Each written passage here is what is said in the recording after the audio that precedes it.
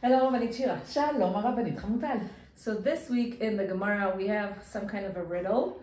So we're going to start with the mystery part of the Gemara this week. Yes. In Daf Mem Gimel, some of you will have a braita about a very interesting person, and some of you won't, because it was censored many years ago. So we're not going to tell you who is it about. Go look it up. And what's the story, but it's Mem Gimel Amud Aleph on the bottom. At the bottom, some you will have it, and some of you will just have a blank page, half of the page at the bottom. And then you'll Google it and you'll see what it is about.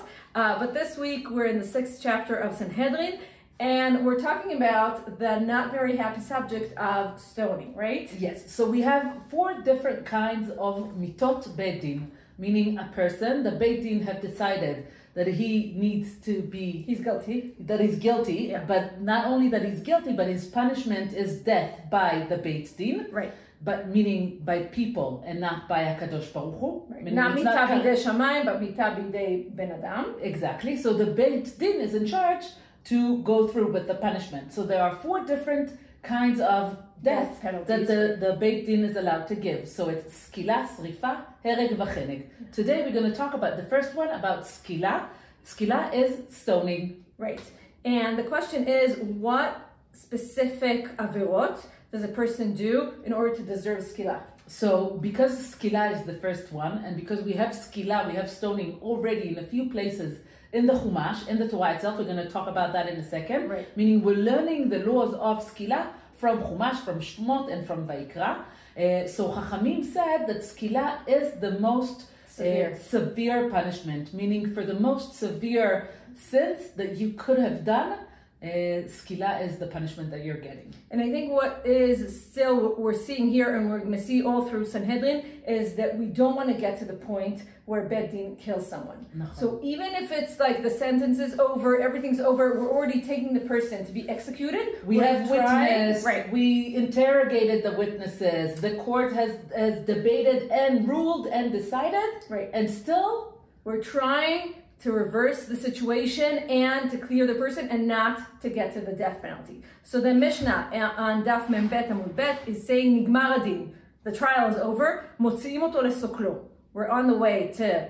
so he's already on his way to receive his verdict. Yeah, right, exactly. Bet HaSkila haya chutz leBeit Adin, and it was further along. Why? Because we want to have this time between the end of the trial and the execution. Why? Because what they're doing is, איש אחד היה עומד על פתח בית הדין והסודרים בידו. They used to signal everyone and say that if anyone is changing their mind, if anyone is saying, wait, I have something that I want to say in his favor, they can stop. I have a new evidence that I didn't bring to court. Exactly. I know something new and I wasn't here during the court, like the last minute runner that is coming to say something in favor of the person that was about to be executed. Exactly. So there's a person, do you know the people that go, like tourists, when you go into a museum somewhere and they're the one holding the flag? Yeah, at the front with all the Japanese groups. Exactly. So you won't lose the guide. Same. You have this guy holding the sweater, and then everyone can see that if he wags the sweater, they have to stop.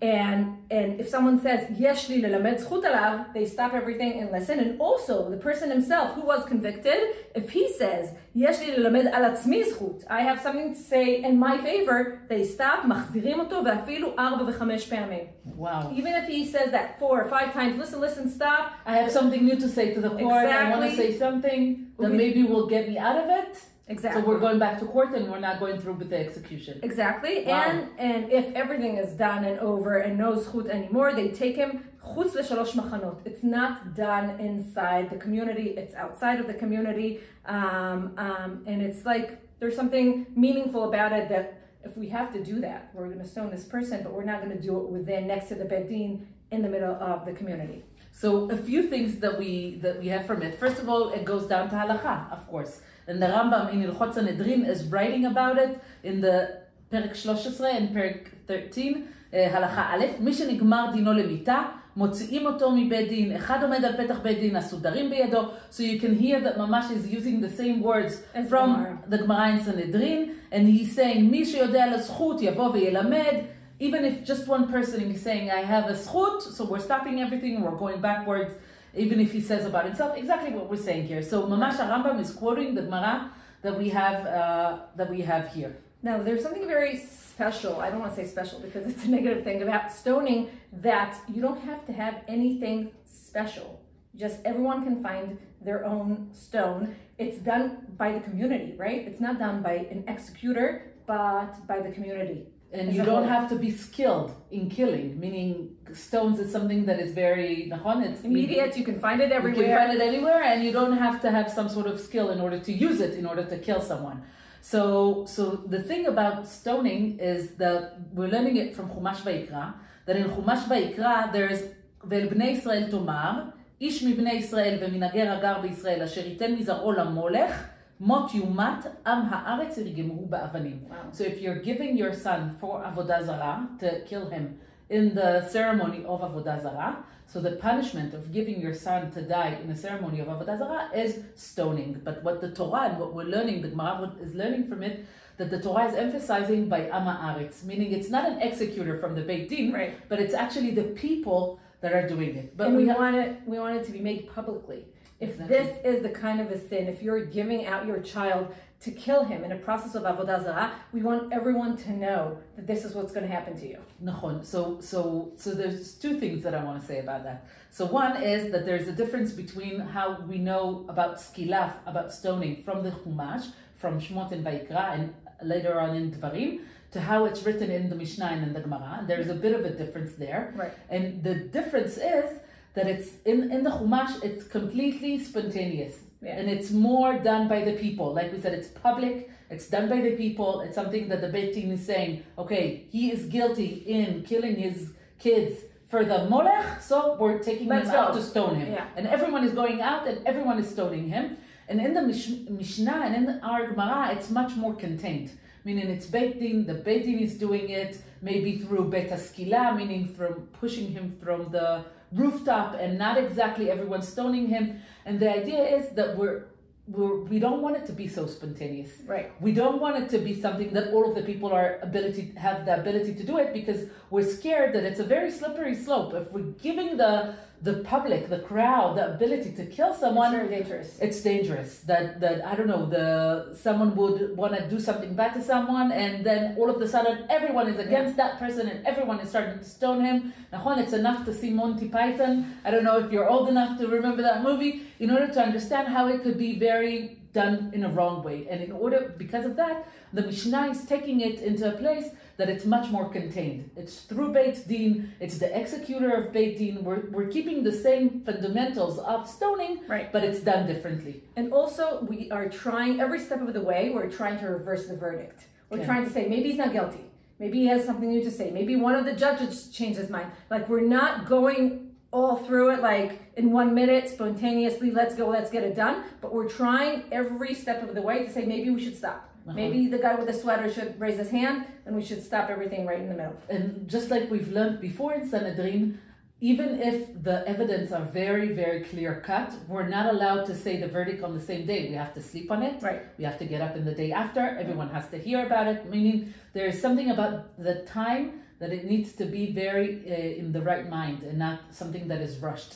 The Ramban, not Rambam, the Ramban on the book of Vayikra, on exactly that pasuk that we're talking, he's saying, why is it important for the Torah to say that it's something that all the people should do, that all the people should take part of it? And he's saying, the Rambam is explaining, because you're getting stoned, you're getting the psak din, the verdict of being stoned only on mitzvot that are influencing other people as well, like avodah zarah, like Shabbat in public, like Hilul Shabbat, but in a provocative way, right, not the regular, publicly and provocatively, and those things that are in order to say to everyone, I don't believe in Hashem, Hashem doesn't exist, like to say all of these things, that it has to be in order to provoke Am Yisrael not being together with HaKadosh Baruch Hu. So Ramban is saying, if this is what you're trying to do, then your punishment should be that all of Am Yisrael is saying, this is not ours. Yeah, we are not part of it. If he's working avodah zarah, if he's sending his kids, we are not okay with that. And we are saying as a community, this is not okay. And this is why stoning is something that is done publicly. I want to end on a positive note. So let's learn from the Gemara, lelamed zchut, because this is what we're doing. Every step of the way, we're saying, maybe we shouldn't execute this guy. whatever we can find in his favor, that's what we're looking for. So Ayin Tova. We should have Ayin Tova on each person from Am Yisrael. Shavua Tov. Shavua Tov.